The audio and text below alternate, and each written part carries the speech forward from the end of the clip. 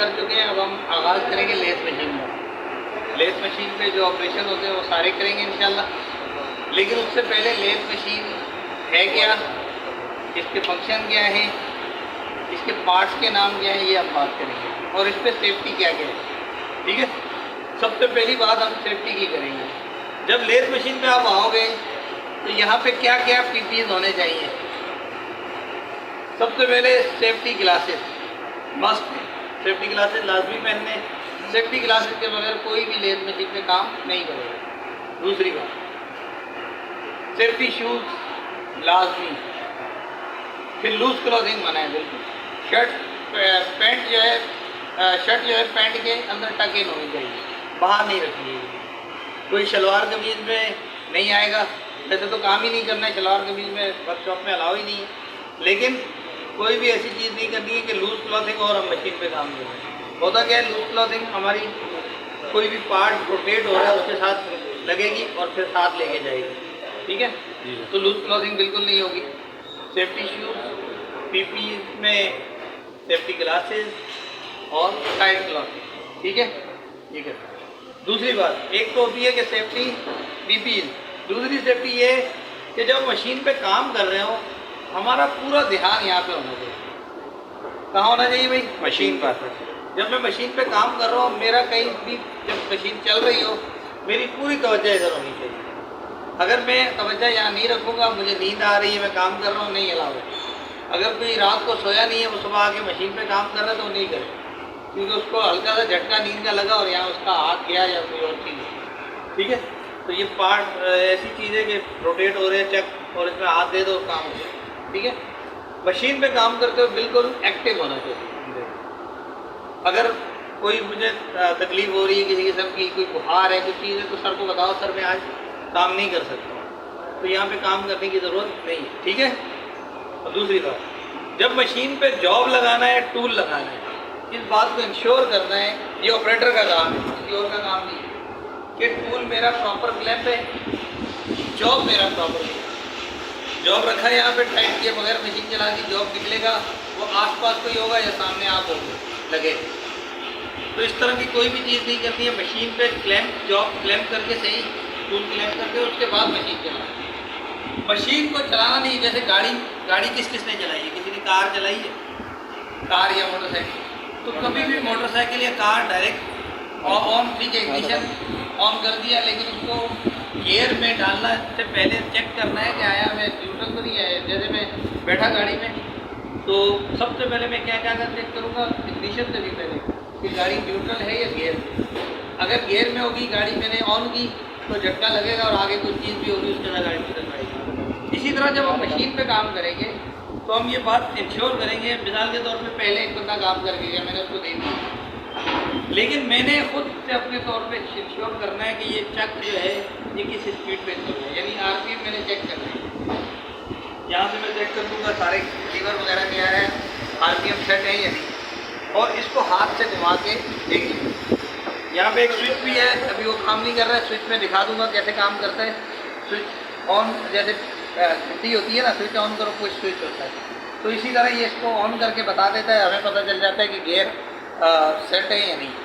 لیکن اگر نہیں ہے تو ہم کیا کریں، ہاتھ سے اس کو چلا کے دیکھ لیں کہ آیا کوئی مسئلہ تو نہیں۔ ہائی آر پی ایم پہ نہیں چلانا ہے، مشین کو لو آر پی ایم پہ چلانا ہے شروع میں، ٹھیک ہے، یہ بات یاد رکھیے۔ دوسری بات، مشین پہ بہت سارے سیفٹی گارڈز ہیں، ان کو استعمال کرنا ہے، جیسے یہ چک گارڈ ہے، اس کو استعمال کرنا ہے، یہ ہماری سیفٹی کے لیے ہے نا، اس کو لازمی استعمال کرنا ہے۔ اس کو ایسے رکھ کے کام نہیں کرنا ہے کہ یہ یہاں پڑا ہوا ہے اور میں کام کر رہا ہوں، اس کو آن حالت میں کام کرنا ہے۔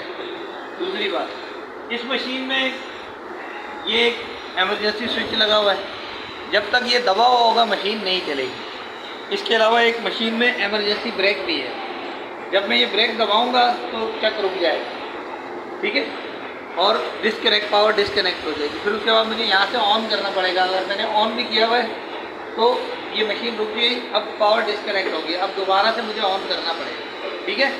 تو یہ ساری اس پہ سیفٹی ہے، ان کو استعمال کرنا ہے، ٹھیک ہے۔ ان کیس اگر جیسے کہتے ہیں ایمرجنسی میں اگر کوئی اللہ نہ کرے کوئی حادثہ ہو جاتا ہے تو ہمارا کام ہے سب سے پہلے پاور ڈسکنیکٹ کرنا، اس کو کہتے ہیں ایمرجنسی پروسیجر۔ तो उसमें हमारे पास स्विच है, स्विच दबा दें पावर बंद हो जाएगी, या फिर हम क्या करें ब्रेक लगा दें तो मशीन की पावर डिस्कनेक्ट हो जाएगी। और अगर नहीं समझ आ रहा है तो ब्रेकर कम से कम बंद कर दो कि यार फ़ौरन मशीन बंद हो जाए, ताकि कोई भी एक्सीडेंट हुआ उसमें ज़्यादा नुकसान ना हो। ठीक है, ये लाजमी इस बातों का ख्याल रखना है। अच्छा, अब मशीन पे काम के लिए आ जाओ। मशीन के पार्ट्स के नाम एक एक करके मैं दोबारा बता रहा हूँ, पहले भी बताएं अब दोबारा बता रहा हूँ। मशीन के हम जो पार्ट्स के नाम हैं उसको हमने 5 हिस्सों में वो किया हुआ है, तकसीम किया हुआ है ना। मेन पार्ट, जब भी कोई पूछे आपके पास मेन पार्ट्स कौन कौन से हैं, सबसे पहले हमारा ये पूरा हिस्सा कहलाता है हेड स्टॉक। इसके अंदर क्या है, हमारा पूरा गियर मैकेनिज्म है, स्पेंडल है, फिर उसके बाद स्पेंडल के ऊपर ये चक लगा हुआ है, ये कहलाता है हेड स्टॉक। ठीक है, उसके बाद ये पूरा जो हिस्सा है इसको कहते हैं कैरेज। क्या कहते हैं भाई?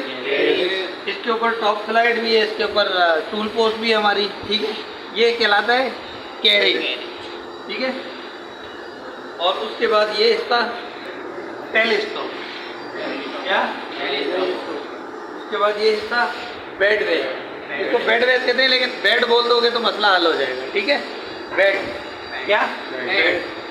और ये सारी मशीन जिस पे रखी हुई है उसको कहते हैं बेस। ये नीचे वाला बेस के ऊपर सब कुछ रखा हुआ है। ये बेड के ऊपर हमारा कैरेज भी चल रहा है और टेल स्टॉक भी चल रहा है। तो ये 5 मेन पार्ट हैं, जिसको बता दोगे उसको पता चल जाएगा कि ये बच्चे को लेथ मशीन के पार्ट्स पता है। ये 5 पार्ट भी बहुत दफ़ा हमने पूछे हैं, बच्चे को याद नहीं होते हैं। ठीक है, लेकिन ये याद रखते हैं सब लोग। उसके बाद इस पर एक लीड स्क्रू है, जब हम थ्रेड बना रहे होंगे तो ये लीड स्क्रू काम कर रहा होगा। फिर नीचे एक फीड रॉड है, जब हम फीड रॉड को ऑन करेंगे तो ऑटो पे चलेगी मशीन, यानी ऑटो पे सेटिंग कर रही होगी, मैनुअल काम नहीं होगा। इसी तरह जब लीड स्क्रू का इस्तेमाल करेंगे थ्रेड बनाने के लिए, उस वक्त भी मशीन ऑटो पे चल रही है। ठीक है, वैसे हम ज़्यादातर काम मैनुअल करेंगे, ऑटो पे हम एंड में जाएंगे। ठीक है, जब सारी मशीन सीख जाएंगे।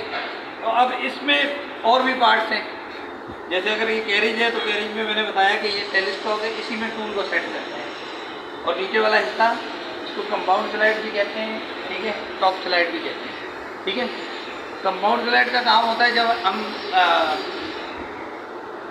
पेपर टर्निंग कर रहे हैं। जब पेपर टर्निंग कर रहे होते हैं तो हम एंगल सेट के इसी को चला रहे हैं। ठीक है, जब मैं मशीन की ये स्लाइड इस्तेमाल करूँगा, इसको कहेंगे क्रॉस स्लाइड। क्या कहेंगे? Cross slide. जब हम पेसिंग कर रहे होते हैं तो हम इसी स्लाइड को इस्तेमाल कर रहे होते हैं, और जब हम टर्निंग कर रहे होते हैं तो हम इस कैरेज को इस्तेमाल कर रहे होते हैं। इसका दूसरा नाम जब हम टर्निंग कर रहे होंगे इसका नाम होगा लॉन्गिट्यूडनल स्लाइड। क्या होगा? Longitudinal slide. लॉन्गिट्यूडनल यानी लेंथ के अंदर जो काम कर रहा है उसको कह रहे हैं लॉन्गिट्यूडनल स्लाइड। और ये है क्रॉस स्लाइड। क्रॉस स्लाइड किस वक्त इस्तेमाल होगी? जब पेसिंग कर रहे होंगे, और लॉन्गिट्यूडनल किस वक्त इस्तेमाल होगी? जब टर्निंग कर रहे होंगे। टर्निंग का मतलब है डाया कम करना, और पेसिंग का मतलब है लेंथ कम करना। ठीक है, दो चीज़ें। टर्निंग का मतलब डाया कम करना और पेसिंग का मतलब लेंथ कम करना। दोनों चीज़ें इस्तेमाल होगी। जब हम लेथ पे आए तो हमारा जो सबसे पहला काम होगा टूल सेटिंग और जॉब सेटिंग। तो अगली हम जो इंस्ट्रक्शन देंगे वो किसकी देंगे? टूल कैसे सेट होगा और जॉब कैसे सेट होगा। सबको ये पता होना चाहिए कि ये मशीन की टाइप जो है वो क्या है? Centre lathe. क्या कहलाती है? ये सेंटर लेथ। सारा काम इस पर सेंटर करके ही होगा। टूल लगाएंगे तो उसकी हाइट सेट करेंगे जो सेंटर है उसके मुताबिक। जॉब लगाएंगे तो उसको सेट करेंगे वो सेंटर हुआ है या नहीं। ये जो चक लगा हुआ है ये 3 जॉब चक, कौन सा है? 3 जॉब चक। इसमें जब हम जॉब लगाते हैं तो ज़्यादातर वो सेंटर हो जाता है। फिर भी हम इसको चेक करते हैं सफेद गेज से, क्या है सेंटर नहीं है तो उसको सेंटर कर दें। ठीक है, तो ये हुए मशीन के पार्ट। फिर अगली इंस्ट्रक्शन हम देंगे कि टूल सेंटर कैसे होगा। तो यहाँ तक सही है। उसके बाद अगली बात हमारी होगी कि टूल सेंटर कैसे करना है और जॉब सेंटर कैसे करना है। ठीक है, ओके। तो ये इंस्ट्रक्शन हमारी पूरी होगी। अब सबको पार्ट के नाम याद